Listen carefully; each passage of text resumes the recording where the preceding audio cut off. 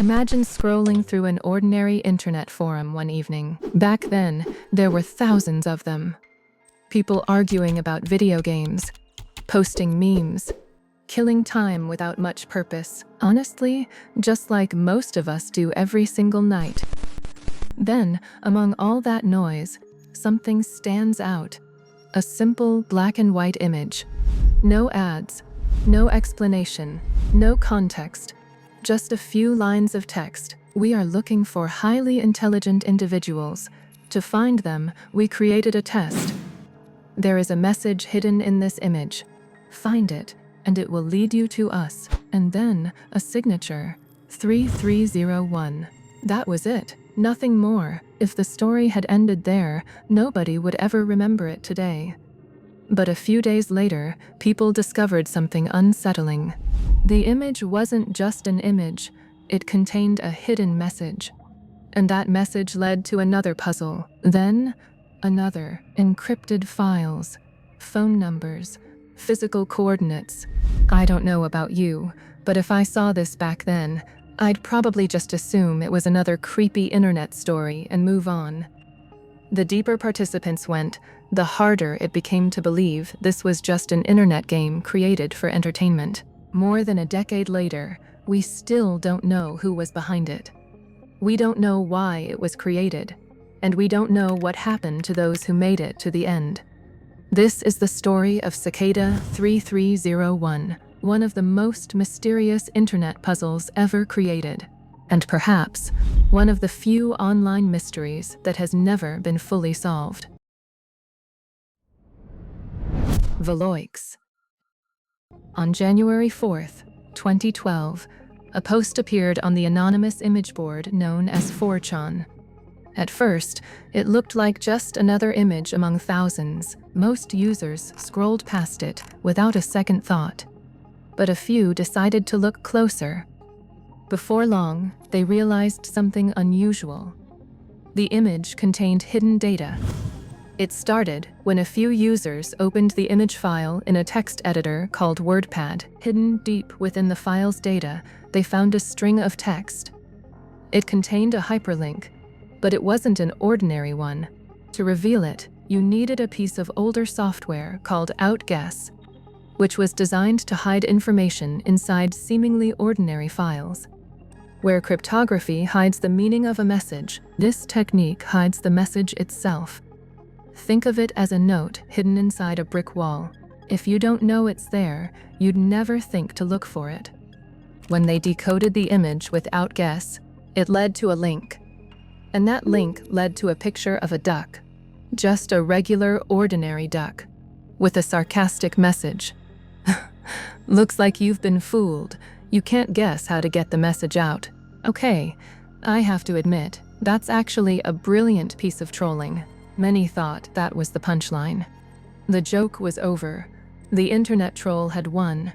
But it was a double bluff. The phrase guess was a hint. Users passed the duck image through the OutGuess software again, and just like that, boom. Inside the duck, there was another hidden message. This one contained a link to a private board on Reddit. The game wasn't over, it was only beginning. What made it unusual wasn't just the difficulty, it was the variety. One puzzle required deep knowledge of programming, another required advanced mathematics. Then came linguistics, historical clues, and literary fragments. To me, this is where it stopped looking like a game at all. It felt less like a test of a single skill and more like a test of how a person thinks. At first, many assumed it was just an extremely talented internet troll, but nobody realized just how strange things were about to get, because up to this point, everything still existed online. Then, the puzzle stepped into the real world. After solving a massive sequence of mathematical riddles on Reddit, participants unlocked a phone number. It was a real, working telephone number based in the United States. When people called it, they didn't hear a human voice. They heard a cold, pre-recorded robotic message. The voice said, "Very good. You have done well. There are 3 prime numbers associated with the original image. 3301 01 is one of them. You have to find the other two. Multiply them all together and add a .com to find the next step. People did the math. The resulting number led to a new website with a countdown timer. When the timer hit 0, the website updated.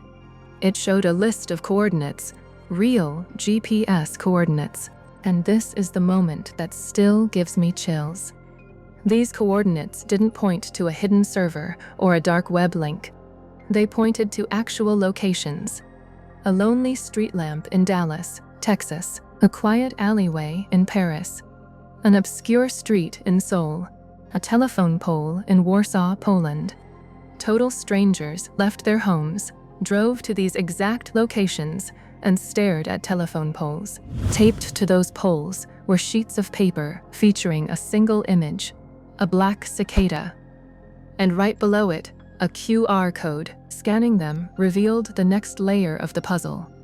When photos of these posters started appearing online, people couldn't believe it. They came from the United States, France, Poland, South Korea, Japan, and Australia. All around the same time, seeing it happen across multiple continents made the scale impossible to ignore. It no longer looked like a prank. It looked like a coordinated operation on a global scale.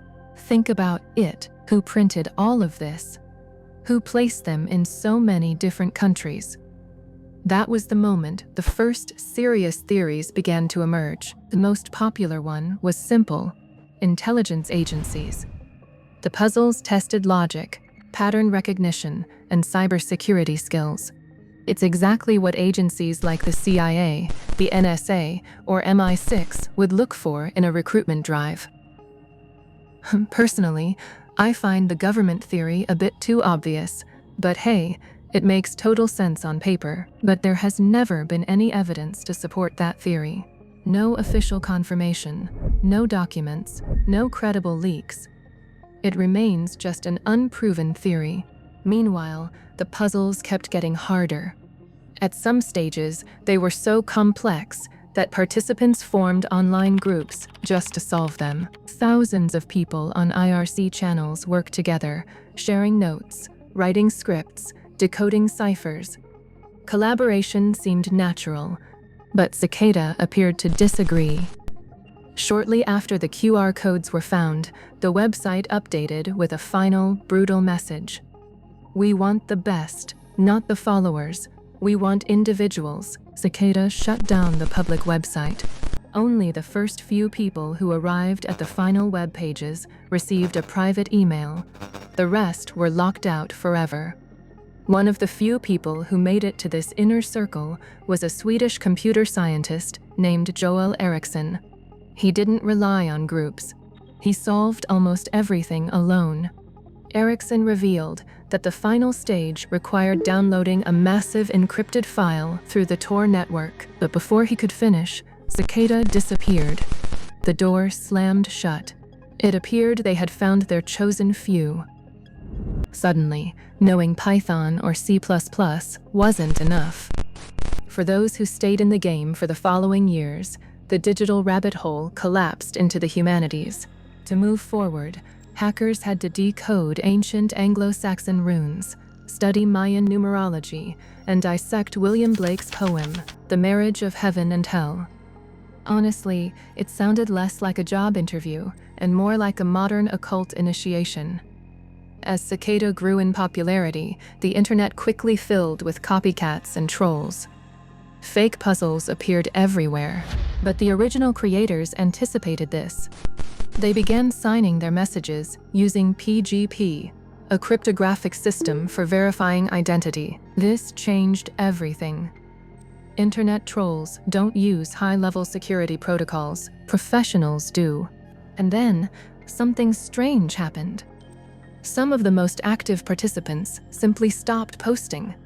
One day, they were leading the online discussions, sharing breakthroughs. The next day, gone. They didn't delete their accounts. They just went completely silent, which, if you ask me, is the scariest part of this entire timeline.